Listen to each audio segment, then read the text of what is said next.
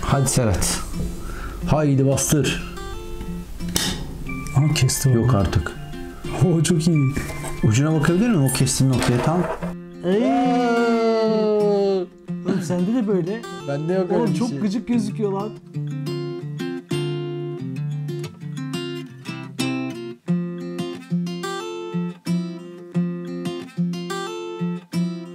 Merhaba arkadaşlar. Micro Discovery kanalına hepiniz hoş geldiniz. Bu hafta yine farklı, aslında uzun süredir düşündüğümüz bir incelemeyle daha karşınızda olacağız.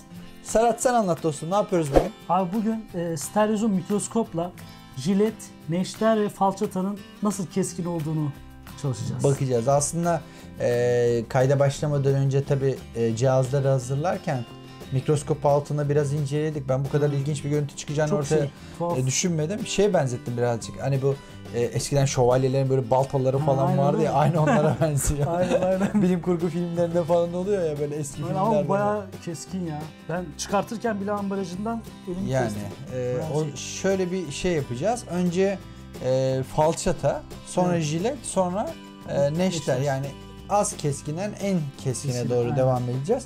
Bunun için de şöyle bir şey yaptık. İşte karton, normal bildiğimiz not kağıdı. Bu işi zorlaştıralım dedik iyicene. İçinde bakır olan bir kablo attı. Canlılara kıydı Serhat. 2 tane çiçek kopardı. Ölüyordu zaten. Tabii bir de bizde bir adet vardır yani, maket bıçağıyla kalem ucu açma. Bir de şey yapmayı düşünüyoruz. Kıl kesmeyi. Tıraş. Tıraş edeceğim. Ama jiletle yapmayacağız bunu, neşterle. Tabii jilet. Serhat'ı tabii kullanacağız bu konuda. Ben de kıl yok. Ben temiz adamım. Temiz adam. Her türlü temiz adamım. İncelememizi Stereozum DMS-Z7 ile yapıyoruz. Aynen. Bizim emekler artık yaşlandı cihaz. bizden oldu bu ya.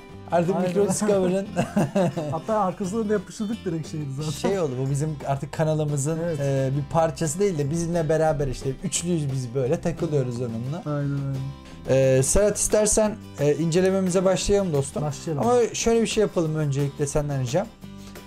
Hepsine sırayla böyle kısa kısa bir bakalım.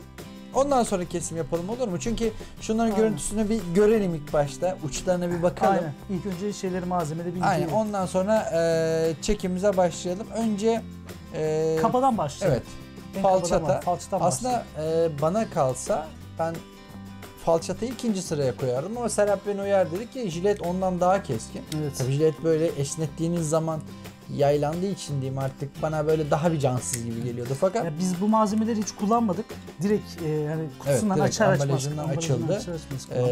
Çıkarttık. Şimdi şey bulamıyoruz. Onu da söyleyelim, böyle eskisi gibi büyük yaprak jiletler bulmak biraz zor.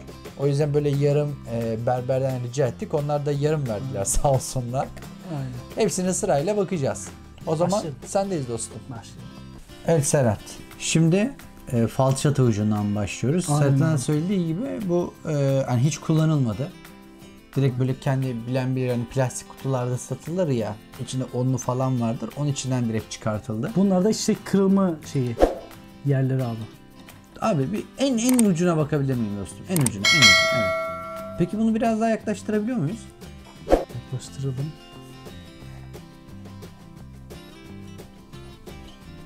Ne kadar gidelim abi? Netleştirelim bakalım.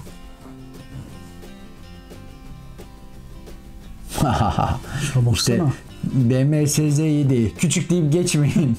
Yalnız az önce mesela baktığımızda böyle ucunda şu an baksana bildiğin boşluklar var, yani çukurlar var. Kırılmalar falan var.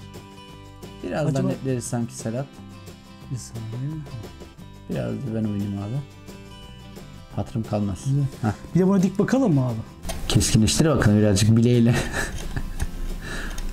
Kullandığım şeyin ucunda da toz var. Evet. Yalnız şu an bu arada Serhat'ın sürdüğü de maket bıçağının ucunun takılı olduğu başka bir alet. Baksana abi şuna ya. Çok ilginç ya. Bak ucunda toz pislik var ha bunda. Aynen. Baksana. Şu anda direkt ucuna bakıyoruz arkadaş. Tam böyle dip kısmı. Abi bildiğin mikropla bu. Düşünsene bunda haberi, bak sen az önce elini kestin bununla. Bunların hepsi. Allah bilir neler girdi kanımıza. Serap peki dostum, bu kadar yakınlaştırmışken şu kırılma noktaları var ya. Bir ona yaklaştırsana, merak etme. Tamam. Dibine kadar gidelim abi. Şu an buna bakarken neyi merak ediyorum biliyor musun?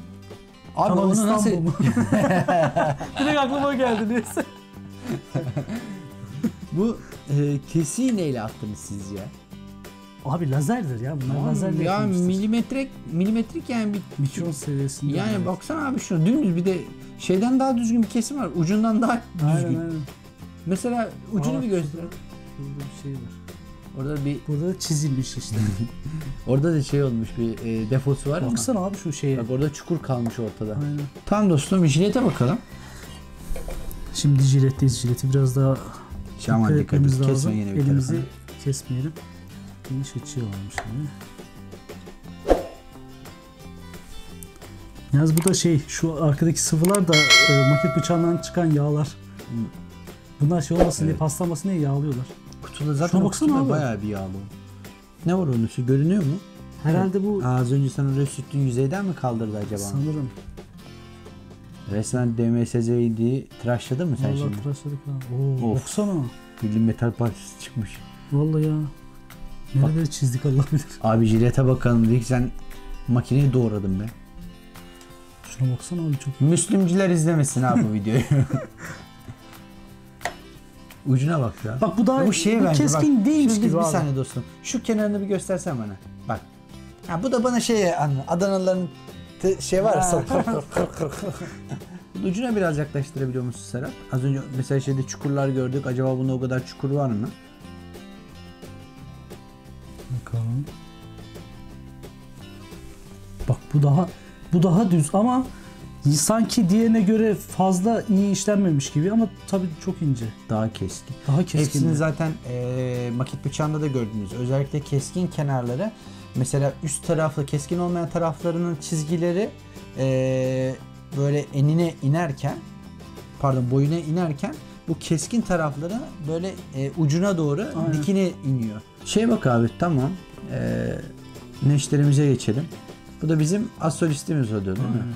Bak bu da gene aynı keskin kenarları aşağı doğru. Abi bu bayağı bir. Bayağı iyi ya. Baksana şu ucundaki şeye. Bu kadar yakından çekip de. Yalnız Serhat, keskin sirke küpüne zarardır. Soğuk espriler bugün. Kanal biraz şenlensin diye yapıyoruz. Bir de aklımdan şey, Yarim Keskin Bıçak şarkısı geçiyor da. Onu da söylemeyeyim şimdi. Değil mi?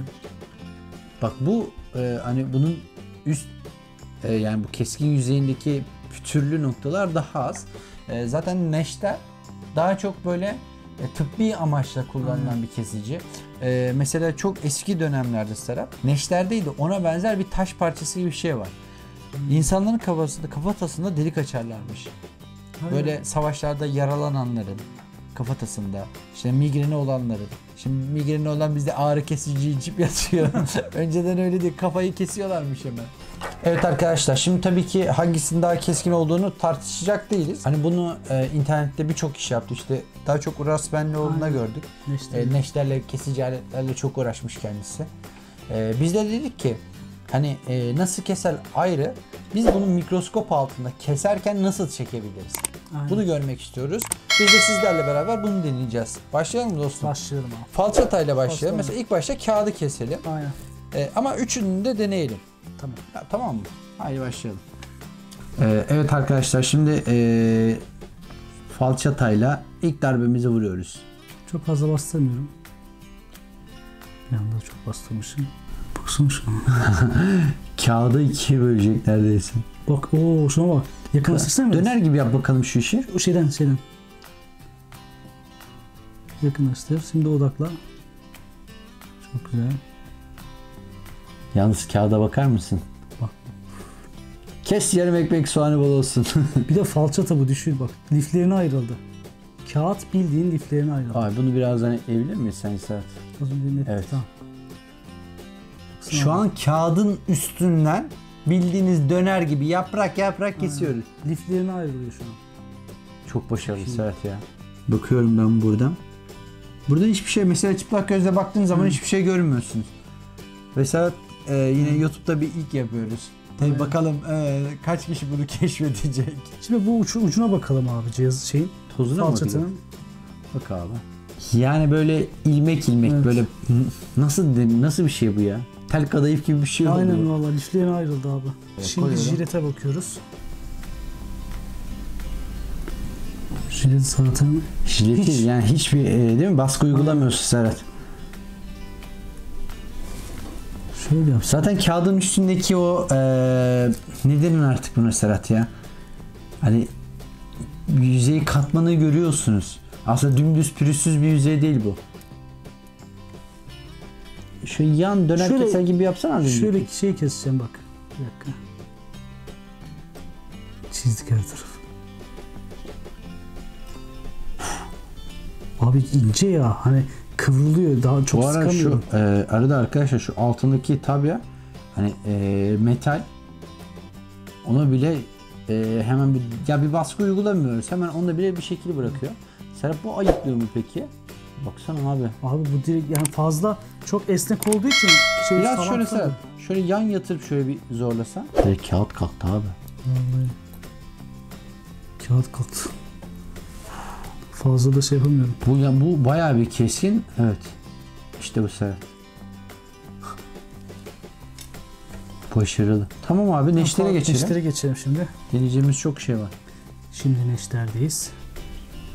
Abi bu işte işin nirvanası ya. Jilet'te bunu yapamıyorduk bak. Aynen ama jilet Jilet direkt kesiyor yani. Bak keskin olmadığından değil. İşte bu yüzden Serhat tıbbi olarak Aynen. kullanılıyor. Baksana şuna. Baksana bak kağıdın altına geçmedi şu anda. Devam et. O parçayı kaldırsana. Çok iyi ya. Yalnız bir şey değil mi sen? Oturun ben bunu böyle izlerim 24 saat. Tamam abi. İşi birazcık Şey zorlaştıralım ya. Pudra şekeri gibi. İşi biraz zorlaştıralım abi. Direkt kabloya girelim. Hangi renk? Kırmızı mı? Mavi mi? Mavi abi. Ya da renkli şey şaseyi alalım şaseyi. Şaseye.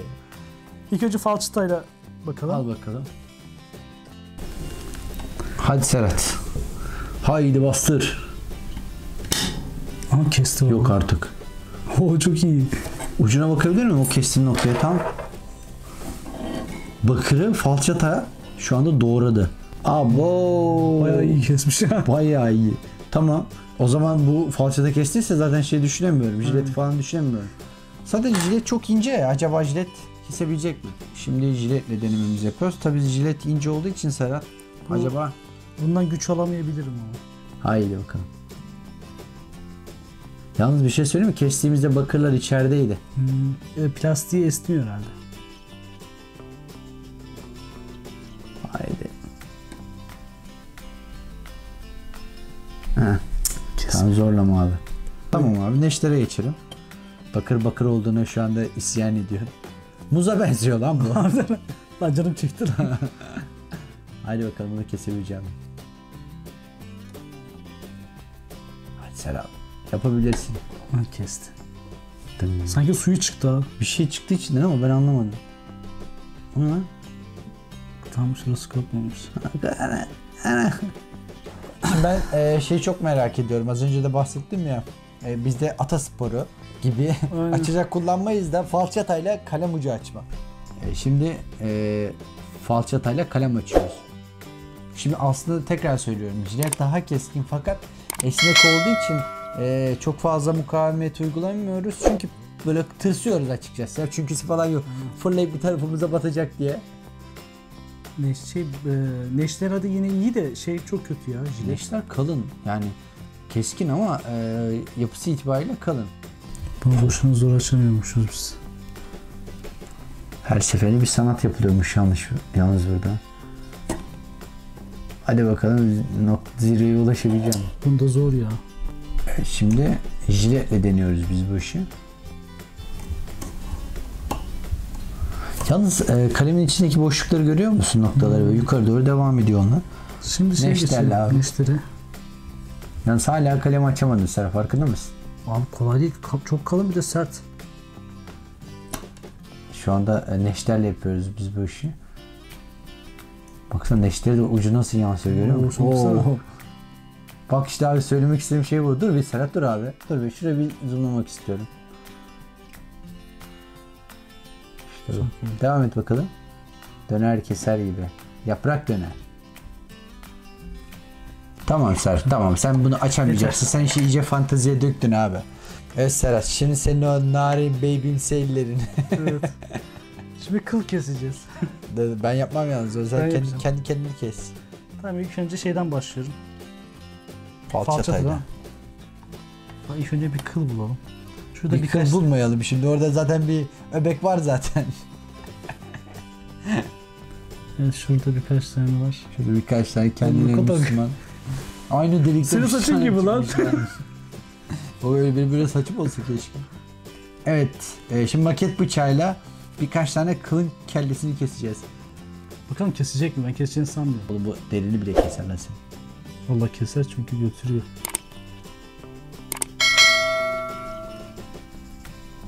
Tamam. Yok zorlama abi. Derine zarar verir. Kesmiyor.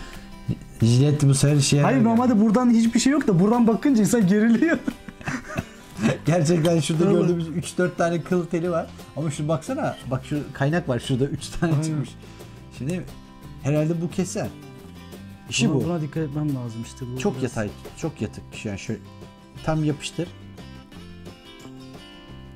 Evet arkadaşlar şimdi jiletle deneyeceğiz. Zannedersem jilet bunu keser.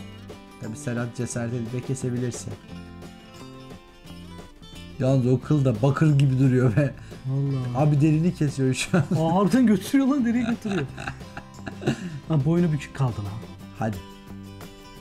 Sen de şey yapsan zoomlasana Murat hani. Zoomlayacak bir şey yok abi. Sen bir girsene şuraya. Ya kardeşim ben buradan bakıyorum ya o zaman. Tamam sen oradan bak. Tabi sen şu anda canı tatlı olduğu için. Lan oğlum tırsıyorum.